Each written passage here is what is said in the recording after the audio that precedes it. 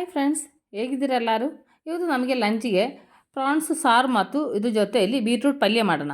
ಮೊದಲು ನಮಗೆ ಪ್ರಾನ್ಸ್ ಸಾರು ಮಾಡೋಣ.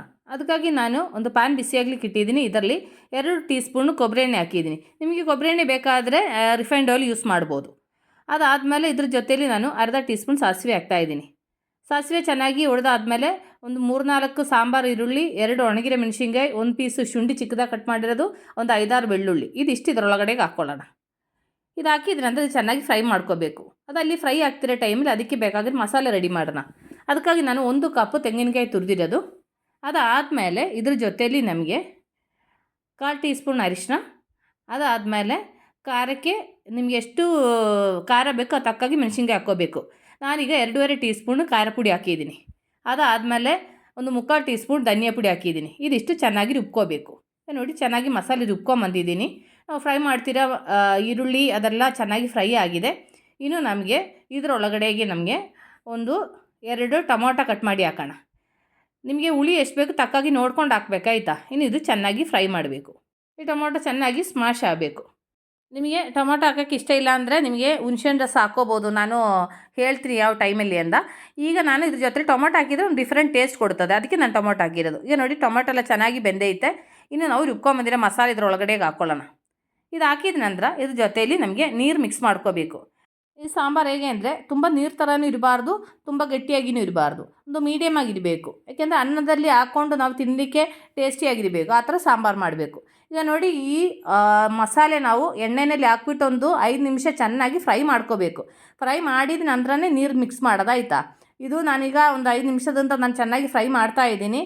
ಅದಾದಮೇಲೆ ಇದ್ರ ಜೊತೆಯಲ್ಲಿ ನಾನು ಒಂದು 2 ಪೀಸು ಕರಿಬೇವು ಸೊಪ್ಪು ಹಾಕಿದ್ದೀನಿ. ಅದು ಇದ್ರ ಜೊತೆಯಲ್ಲಿ ಇಟ್ಬಿಟ್ಟು ಚೆನ್ನಾಗಿ ಮಿಕ್ಸ್ ಮಾಡ್ಕೊಂಡು ಫ್ರೈ ಮಾಡ್ಕೋಬೇಕು. ಈ ಥರ ಮಸಾಲೆ ಫ್ರೈ ಆಗಬೇಕು. ಎಣ್ಣೆ ಎಲ್ಲ ಚೆನ್ನಾಗಿ ಬಿಟ್ಕೊಂಡು ನೋಡಿ, ಈ ಥರ ಪ್ಯಾನಿಂದ ಬಿಟ್ಟು ಬರಬೇಕು ಮಸಾಲೆ. ಈ ಥರ ಫ್ರೈ ಆದ ನಂತರ ಆಮೇಲೆ ನೀರು ಮಿಕ್ಸ್ ಮಾಡಬೇಕಾಯ್ತಾ. ಈಗ ನೋಡಿ, ನಾನು ಇದ್ರ ಜೊತೆಯಲ್ಲಿ ನಾನು ಜಾರು ತೊಳೆದಿರೋ ನೀರು ಹಾಕ್ತಾಯಿದ್ದೀನಿ. ಅದಾದಮೇಲೆ ನನಗೆ ಎಷ್ಟು ನೀರು ಬೇಕೋ ಅದು ತಕ್ಕಾಗಿ ನಾನು ಮಿಕ್ಸ್ ಮಾಡ್ಕೊತೀನಿ. ಮಿಕ್ಸ್ ಮಾಡಿದ ನಂತರ ನಾನು ಮಣ್ಣು ಪಾತ್ರದಲ್ಲೇ ಮೀನು ಸಾರು ಮಾಡೋದು. ಅದಕ್ಕೆ ನಾನು ಸಾಂಬಾರು ಮಸಾಲೆ ರೆಡಿ ಮಾಡಿದ ನಂತರ ಮಣ್ಣು ಪಾತ್ರೆಗೆ ಹಾಕ್ಕೊಂಡಿರೋದು ಆಯಿತಾ. ಅದಾದಮೇಲೆ ನನಗೆ ಎಷ್ಟು ನೀರು ಬೇಕೋ ಅದು ತಕ್ಕಾಗಿ ನಾನು ನೀರು ಹಾಕ್ಕೊಂಡಿದ್ದೀನಿ. ಅದಾದಮೇಲೆ ನಮಗೆ ಇದರಲ್ಲಿ ನಾನು ಹುಳಿಗೆ ಸ್ವಲ್ಪ ಮಾವಿನಕಾಯಿ ಹಾಕ್ಕೊಳ್ತಾ ಇದ್ದೀನಿ. ನಿಮ್ಮ ಹತ್ರ ಮಾವಿನಕಾಯಿ ಇಲ್ಲ ಅಂದರೆ ನಿಮಗೆ ಅದ್ರ ಬದಲು ಹುಣಸೆಹಣ್ಣು ರಸ ಹಾಕ್ಕೋಬೋದು. ನಾನೀಗ ಮಾವಿನಕಾಯಿ ನನ್ನ ಹತ್ರ ಇದ್ದಿದ್ದರಿಂದ ನಾನು ಮಾವಿನಕಾಯಿ ಯೂಸ್ ಮಾಡಿರೋದು ಆಯಿತಾ. ಅದಾದಮೇಲೆ ರುಚಿಗೆ ತಕ್ಕಾಗಿ ಉಪ್ಪು ಹಾಕೋಣ. ನೀವೀಗ ಉಪ್ಪು ಹಾಕಿದ್ರೂ ಇದು ಸ್ವಲ್ಪ ಬೆಂದಾದಮೇಲೆ ಮಧ್ಯದಲ್ಲಿ ಒಂದ್ಸರಿ ಉಪ್ಪು ನೋಡ್ಕೋಬೇಕು. ಆಮೇಲೆ ಬೇಕಾದರೂ ಉಪ್ಪು ಹಾಕ್ಕೋಬೇಕಾಯ್ತಾ. ಅದಾದಮೇಲೆ ಇದು ಚೆನ್ನಾಗಿ ಒಂದ್ಸರಿ ಮಿಕ್ಸ್ ಮಾಡ್ಕೊಳ್ಳೋಣ. ಮಿಕ್ಸ್ ಮಾಡಿದ ನಂತರ ಈ ಸಾಂಬಾರು ಚೆನ್ನಾಗಿ ಕುದಿಬೇಕು. ಕುದಿ ಬಂದಾದಮೇಲೆ ಇದರಲ್ಲಿ ನಮಗೆ ಪ್ರಾನ್ಸು ಮಿಕ್ಸ್ ಮಾಡ್ಕೊಳ್ಳೋಣ. ಈಗ ನೋಡಿ, ಸಾಂಬಾರು ಚೆನ್ನಾಗಿ ಕುದೀತಾ ಇದೆ. ಇನ್ನು ನಮಗೆ ನಾವು ಕ್ಲೀನ್ ಮಾಡಿ ಇಟ್ಟಿರೋ ಪ್ರಾನ್ಸ್ ಹಾಕ್ಕೊಳ್ಳೋಣ. ನಾನೊಂದು 3/4 kg ಪ್ರಾನ್ಸ್ ತೊಗೊಂಡಿದ್ದೀನಿ. ಅದು ಇದರೊಳಗಡೆಗೆ ಹಾಕ್ಕೊಳ್ಳೋಣ. ಇದರೊಳಗಡೆಗೆ ಹಾಕಿದ ನಂತರ ಇನ್ನು ಇದು ಚೆನ್ನಾಗಿ ಮಿಕ್ಸ್ ಮಾಡ್ಕೋಬೇಕು. ಮಿಕ್ಸ್ ಮಾಡಿದ ನಂತರ ಇದು ಮುಚ್ಚಳದಲ್ಲಿ ಮುಚ್ಚಿಬಿಟ್ಟು ಒಂದು ಲೋ ಫ್ಲೇಮಲ್ಲಿ ಒಂದು ಅರ್ಧ ಗಂಟೆ ಇದು ಚೆನ್ನಾಗಿ ಬೇಯಿಸ್ಕೋಬೇಕು. ಆವಾಗ ಈ ಸಾಂಬಾರು ಇಲ್ಲಿದ್ದು ಬೇಯಲಿ. ನಮ್ಮದು ಸಾಂಬಾರು ರೆಡಿಯಾಗಿದೆ ಅಂತ ನೋಡೋಣ. ಒಂದು 10-20 ನಿಮಿಷ ಮೇಲೆ ಆಯಿತು. ನೋಡಿ, ಸಾಂಬಾರು ಚೆನ್ನಾಗಿ ಬೆಂದೇ ಐತೆ. ನಾನು ಸ್ವಲ್ಪ ಸಾರು ಥರನೇ ಮಾಡ್ಕೊಂಡಿದ್ದೀನಿ. ಯಾಕೆಂದರೆ ನಾನು ಅನ್ನಕ್ಕೆ ಬೇರೆ ಸಾಂಬಾರು ಏನು ಹಾಕ್ಕೊಳ್ಳಲ್ಲ, ಅದಕ್ಕೆ ನಾನು ಈ ಥರ ಮಾಡಿರೋದು. ಇನ್ನು ನಿಮಗೆ ಸ್ವಲ್ಪ ಗಟ್ಟಿಯಾಗಿಯೇ ಬೇಕು ಅಂದರೆ ಇನ್ನೂ ಸ್ವಲ್ಪ ಹೊತ್ತು ಕುದಿಸ್ಬೋದು ಆಯಿತಾ. ನಾನು ಈ ಒಂದು ಅಳತೆಯಲ್ಲಿ ನಾನು ಆಫ್ ಮಾಡ್ಕೊತೀನಿ. ಅದಾದಮೇಲೆ ಇದರಲ್ಲಿ ಕೊನೆಗೆ ಸ್ವಲ್ಪ ಮೆಂತ್ಯ ಪೌಡ್ರ್ ಹಾಕಬೇಕು. ನಾನೊಂದು ಅರ್ಧ ಟೀ ಸ್ಪೂನು ಮೆಂತ್ಯ ಪುಡಿ ಮಾಡಿರೋದು ಹಾಕ್ತಾಯಿದ್ದೀನಿ. ಅದಾದಮೇಲೆ ಚೆನ್ನಾಗಿ ಮಿಕ್ಸ್ ಮಾಡೋಣ. ನಮ್ಮದು ಪ್ರಾನ್ಸ್ ಸಾಂಬಾರು ರೆಡಿಯಾಗಿದೆ. ನಮಗೆ ಸ್ಟವ್ ಆಫ್ ಮಾಡೋಣ. ಇನ್ನು ನಮಗೆ ಇದ್ರ ಜೊತೆಯಲ್ಲಿ ಒಂದು ಪಲ್ಯ ಬೇಕಲ್ಲ, ಅದಕ್ಕೆ ನಾನು ಬೀಟ್ರೂಟ್ ಪಲ್ಯ ಮಾಡ್ತಾಯಿದ್ದೀನಿ.